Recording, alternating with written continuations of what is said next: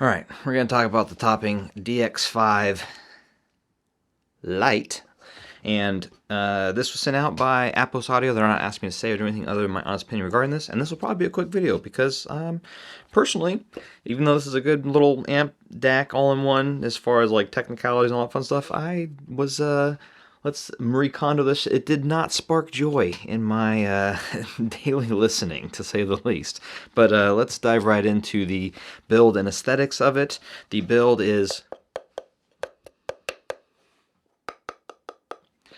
aluminum. It's most of these things are, and it has, you know, pretty decent knob. It's a clicky knob, and it has a bunch of other random things. The back here is your you can get a little powered speaker out, your standard inputs as you may, the coaxial, optical, USB, all that fun stuff, power cable, and power switch.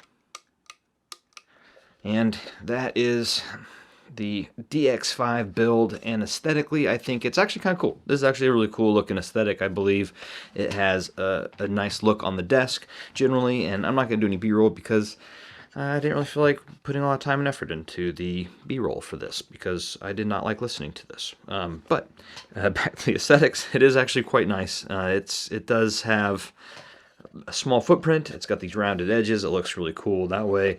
I like the way the knob looks, and then the screen's pretty basic. It's just a blue LED kind of thing. It comes with the XLR.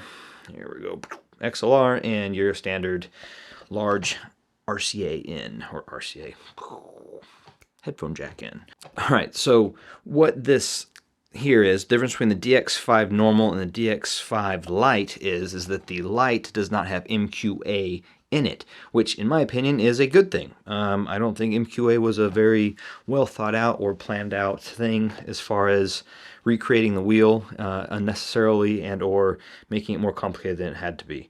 So, I mean, that's kind of my opinion on that, so don't at me. I'm just personal preference and opinion on that. I don't think it's, you know, if you like it, then awesome. I keep enjoying it. Do your thing. Anyways, that's the only major difference between the Lite and the, I guess you can call it the MQA edition of this. And the Lite is actually cheaper, which also benefit. Now, back to the sound, or go into the sound. The sound on this is, it's actually technically pretty good. It's got that classic, not my favorite, ESS shrill or brightness or brittleness or crispiness, or however you want to describe things that are very treble heavy, I guess. It also has really good lows though, and the mids were decent. They're very kind of neutral, very neutral. Everything about this is pretty neutral. There's no umami, there's no real flavor to it. It's very boring in my opinion as far as sound, but if it's something that you can't really even pair it with like something else as far as an out, because I don't think there's any outs on this outside of the speaker outs for the pre, and that's for powered speakers, by the way. This part here, the RCA, is for powered speakers out, and you could, and maybe your speakers are super warm. That could help curb some of the brightness of the DX5, and yeah, I like this thing. You could tell, but honestly, I didn't find joy. I didn't really have any desire. Like at any point in time, it did not grab me enough to make me want to listen to this, nor did I, you know, every time I put headphones in just to go through different music and all the different things, nothing about the sound made me want to or compel me to want to listen with this specific amp, DAC combo, all in one.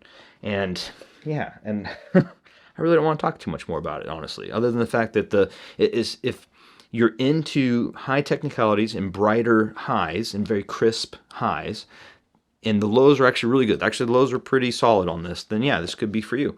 And it's also, if you have like a, you know, powered speakers in another room, you wanted to plunk this down, it's pretty good that way. It does have Bluetooth, so you can actually you don't even need to have a computer, you just have Bluetooth and Bluetooth to it.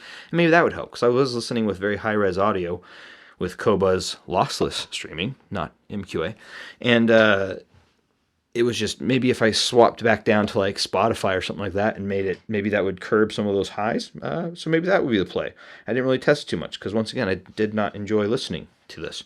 But as far as like build, aesthetics, and all that fun stuff, I think it's, you know, quality little thing.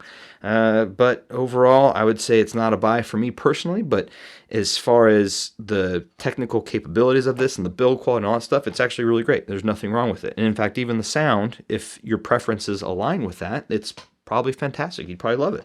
It's just, for me, not something that sparks joy. So I will leave it at that. That's my opinion of the DX5 Lite. Awesome that they removed MQA.